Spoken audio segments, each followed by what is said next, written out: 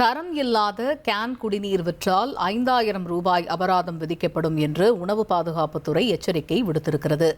இது பற்றிய கூடுதல் விவரங்களை எமது செய்தியாளர் தாயுமானவன் விவரிக்க கேட்போம். தாயுமானவன் வணக்கம். உணவு பாதுகாப்புத்துறை விடுத்திருக்கக்கூடிய எச்சரிக்கையில் என்ன குறிப்பிடப்பட்டிருக்கு? கோடை வெயிலுடைய தாக்கம் என்பது தமிழகம் முழுவதுமே பரவலாக அதிகரித்திருக்கக்கூடிய சூழல்ல குடிநீருடைய தேவை என்பது அதிகரித்திருக்கிறது. குறிப்பா கேன் குடிநீருடைய விற்பனை என்பது அதிகரித்திருக்கக்கூடிய நிலையில தரம் இல்லாத கேன் குடிநீர் தயாரிப்பு மற்றும் விற்பனை தொடர்பான புகார்கள் பொதுமக்களிடமிருந்து பெறப்படக்கூடிய பட்சத்துல உரிய நடவடிக்கை எடுக்க உணவு சுகாதாரத்துறை அதிகாரிகளுக்கு உத்தரவு வழங்கியிருக்கிறாங்க. உணவு பாதுகாப்புத்துறையுடைய வழிகாட்டுதல்களை கடைபிடிக்காத குடிநீர் ஆலைகள் மற்றும் விற்பனையாளர்கள் மீது கடும் நடவடிக்கை எடுக்க உத்தரவு என்பது வழங்கப்பட்டிருக்கிறது. அந்த வகையில தரம் இல்லாத கேன் குடிநீரை தயாரித்தாலோ அல்லது விற்பனை செய்தாலோ முதல் தடவையாக 5000 ரூபாய் அபராதம் என்பது விதிக்கப்பட இருக்கிறது.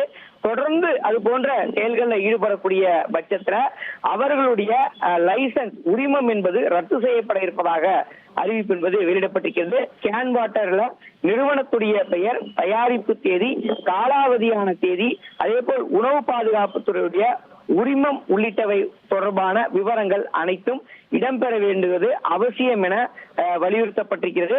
இவை இல்லாத பட்சத்துல உரிய நடவடிக்கை எடுக்கப்படும் எனவும் அறிவிப்பானது வெளியிடப்பட்டிருக்கிறது.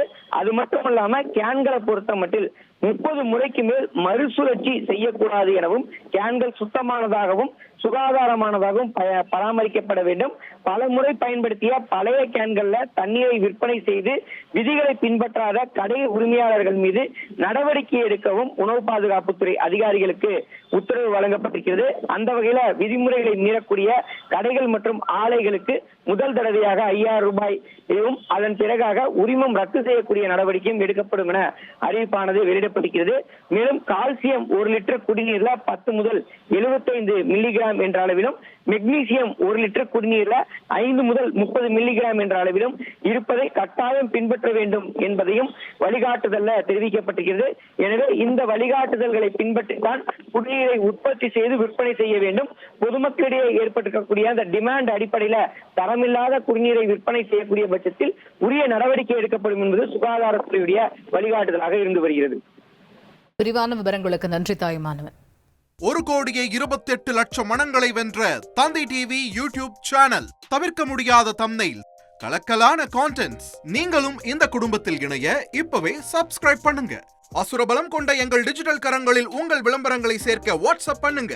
8939888838. Email advtthanditv@dttv.in.